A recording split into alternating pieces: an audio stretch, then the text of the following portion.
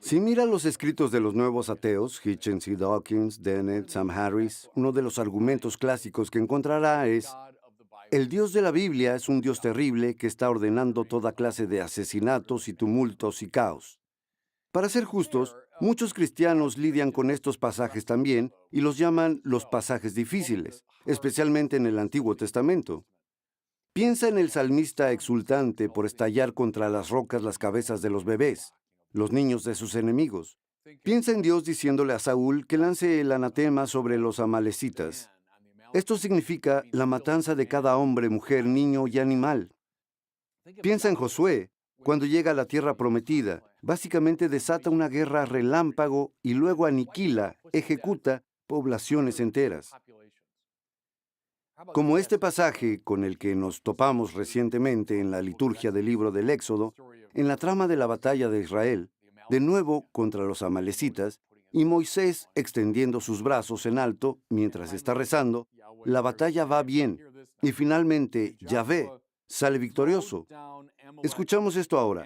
Y Yahvé masacró a Amalec y toda su gente al filo de la espada. Está seguido inmediatamente aquí en el leccionario por palabra del Señor. Me di cuenta de que hasta cristianos devotos pueden encontrar difícil esta clase de pasajes. ¿Y por qué? Porque esto parece estar muy desfasado con el Dios del Nuevo Testamento. Jesús revela al Dios de infinita misericordia y compasión. Jesús dice: amen a sus enemigos, bendigan a quienes los maldicen, recen por quienes los maltratan, opónganse al mal. Jesús en la cruz. ¿Cómo se reconcilia aquel Dios con este Dios del Antiguo Testamento? Bien, les diría tanto a los nuevos ateos como a los cristianos que lidian con esto, que este no es un problema nuevo como si lo hubiéramos descubierto en el siglo XXI. Este es un viejo asunto en la vida de la Iglesia. Nos retrotrae a algo de los primeros días.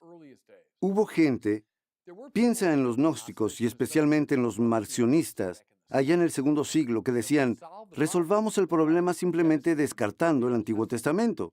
El Antiguo Testamento es un testamento de un Dios caído o malvado, no del verdadero Dios. Deshagámonos de eso, y así está el Nuevo Testamento que revela al verdadero Dios. Nuestra mejor gente, nuestros mejores eruditos en la Escritura y teólogos resistieron este movimiento, se opusieron a Marción y propusieron la lectura conjunta del Antiguo y el Nuevo Testamento como el testigo común del verdadero Dios. Una de las grandes figuras en aquella época fue Origen de Alejandría. He hablado de él varias veces antes. Es una especie de héroe teológico mío. Origen conocía este problema y lidió con él. Esta es su primera observación. Debemos leer la Biblia desde el punto de vista del último libro de la Biblia. ¿Qué quiere decir él? Se refiere al quinto capítulo del libro del Apocalipsis, donde tenemos esa estupenda escena. El visionario está arriba en el espacio celestial y aparece un pergamino. En aquellos días no había libros como este, pero sí pergaminos.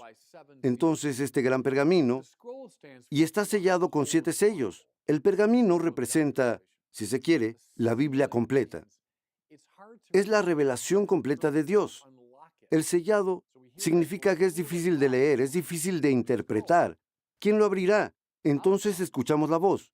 ¿Quién abrirá? ¿Quién quitará los sellos del pergamino? Aparece un pequeño cordero, es más, un cordero que ha sido sacrificado. Dice: un cordero parado de pie como sacrificado. En otras palabras, una figura de completa debilidad y bondad, mansedumbre. Es la que sola puede abrir los sellos. El punto ahora está muy claro, pero es muy importante. El único punto de vista desde donde podemos leer la Biblia completa es del punto de vista de Cristo crucificado. El Cordero de pie como sacrificado, por supuesto, es el Cordero de Dios, que quita los pecados del mundo, precisamente a través de su sufrimiento en la cruz. Ahora, aquí está el punto de origen, que es muy importante. Si de otro modo leemos la Biblia, de un modo en el que vemos a Dios como caprichoso y cruel, o que Él nos incita a ser violentos, estamos ipso facto leyéndola incorrectamente. Quiero decirlo de nuevo. Pienso que es un punto muy importante en el siglo II y hoy. Si lee la Biblia de un modo que le lleva a decir: la violencia es algo bueno, yo debería ser más violento, o que Dios es odioso y violento, la ha leído ipso facto incorrectamente, porque no la ha leído desde el punto de vista del Cordero, de pie como sacrificado. Una vez que este punto está aclarado, es uno muy importante, aún tenemos el problema, de algún modo. ¿Cómo lee estos famosos pasajes difíciles donde Dios parece ser bastante violento y cruel? Bien, Origen dijo, lee estos pasajes de un modo metafórico, alegórico y simbólico, como referidos al combate espiritual. Israel representa todo lo que está de acuerdo con los propósitos de Dios de amor y perdón y compasión, y así los enemigos de Israel, a lo largo y a lo ancho de los siglos, desde los amalecitas hasta los filisteos, a los asirios, a los babilonios, a los griegos, a los romanos, no son solo esos pueblos antiguos. Esto representa todas las cosas que están en contra de los propósitos de Dios. ¿Cómo deberíamos combatirlas? El punto es, deberíamos combatirlas hasta el fondo. Combatirlas hasta el fondo y no a medias tintas. Con esto en mente, volvamos a uno de los pasajes más notoriamente difíciles, y que es cuando Dios ordena a Saúl que lance el anatema sobre los amalecitas. La misma gente entonces, por cierto, que Moisés estuvo combatiendo. Que lance el anatema, matar cada hombre, mujer, niño, animal. Y Saúl no hace eso.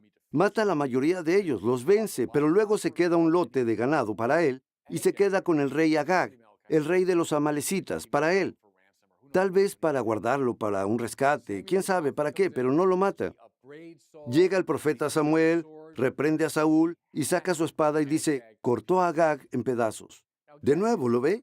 ¿Cómo es posible esto esté en la Biblia? ¿Cómo es posible que esto esté describiendo al verdadero Dios? Piensa por un segundo. ¿Qué es lo que la mayoría de los pecadores hacemos con el mal?